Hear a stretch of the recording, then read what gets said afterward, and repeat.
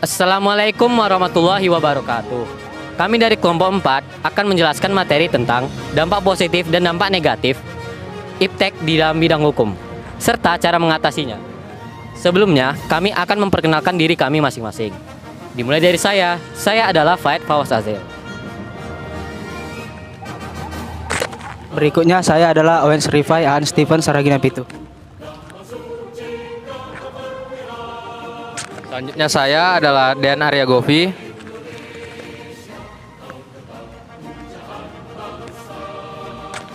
Selanjutnya saya Muhammad Ramadan.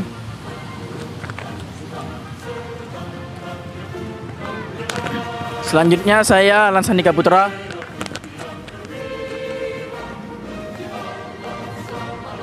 Selanjutnya saya Sandi Wiredo Simatupang. Nama saya Yobel Gracia.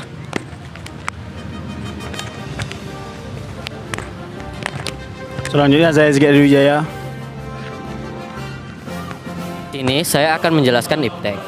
Iptek adalah singkatan ilmu pengetahuan dan teknologi, yaitu suatu sumber informasi yang dapat meningkatkan pengetahuan ataupun wawasan seseorang di bidang teknologi. Dapat juga dikatakan, definisi iptek ialah merupakan segala sesuatu yang berhubungan dengan teknologi, baik itu penemuan yang terbaru yang bersangkutan dengan teknologi ataupun berkembangan di bidang teknologi itu sendiri. Dalam bidang hukum, iptek juga memiliki dampak positif dan negatif, dan berikut adalah dampak-dampak. Adalah dampak positif dari iptek terhadap hukum. Yang pertama adalah banyaknya alat atau produk dari perkembangan iptek yang dapat membantu penegak hukum dalam mengurangi tingkat kejahatan. Yang kedua, penegak hukum dengan mudah dapat mengontrol dan dapat dengan tanggap menghadapi permasalahan yang timbul di masyarakat. Yang ketiga, dengan berkembangnya iptek, masyarakat dengan mudah dapat memahami hukum yang berlaku atau ditetapkan di negaranya, karena dengan kemajuan teknologi dan ilmu pengetahuan masyarakat dengan mudah dapat mengakses tentang hukum dan produk hukum yang ada di negara.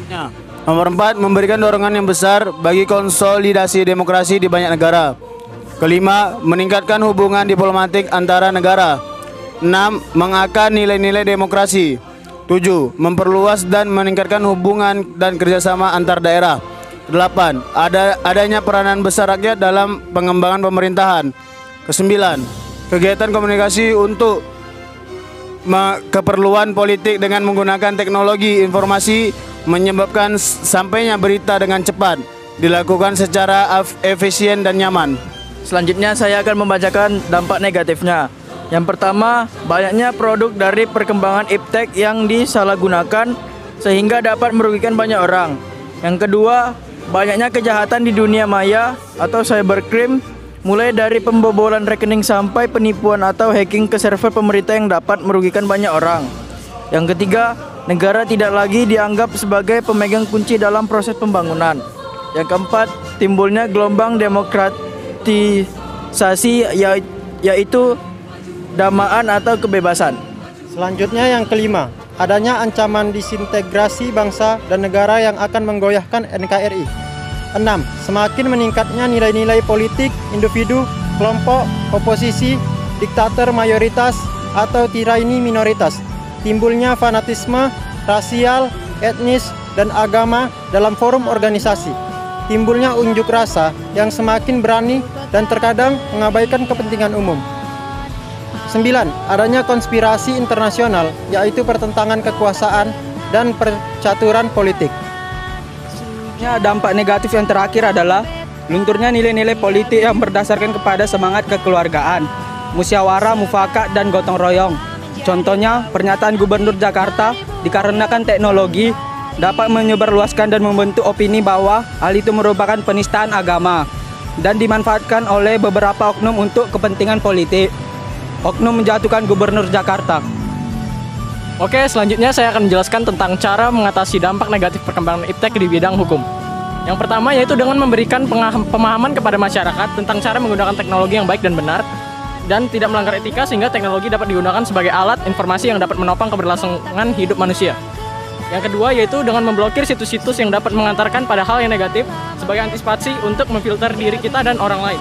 Dan yang ketiga adalah dengan menggunakan teknologi sebaik mungkin dengan mengakses situs-situs yang bernilai positif dan mempunyai nilai pendidikannya. Nah, nomor 4, tetap menjaga diri agar tidak mudah terpengaruh oleh berbagai penawaran yang ditawarkan oleh situs tertentu. Nomor 5, mengatur waktu penggunaan teknologi agar tidak memunculkan rasa candu. Nomor 6, tidak terlalu mengekspos berbagai kegiatan harian Anda karena akan memunculkan kesempatan bagi para orang jahat yang mengambil keuntungan dari hal tersebut. Nomor 7, berinternetlah dengan sehat. Maksudnya berinternet sesuai dengan kebutuhan yang Anda butuhkan, jangan berlebihan. Contoh gambar iptek di bidang hukum.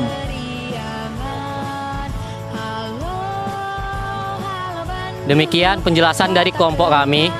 Mohon maaf bila ada kesalahan kata. Wassalamualaikum warahmatullahi wabarakatuh. Kami dari kelompok 4 akan menjelaskan iptek di bidang hukum. Ini enggak sih?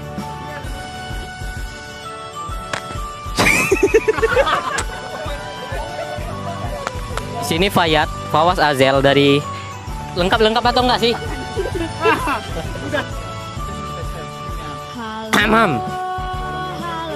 Selanjutnya nomor 4, memberikan dorongan yang besar bagi konsol. Ulang. Akan dibacakan oleh aku. Nomor 4. Contoh beberapa.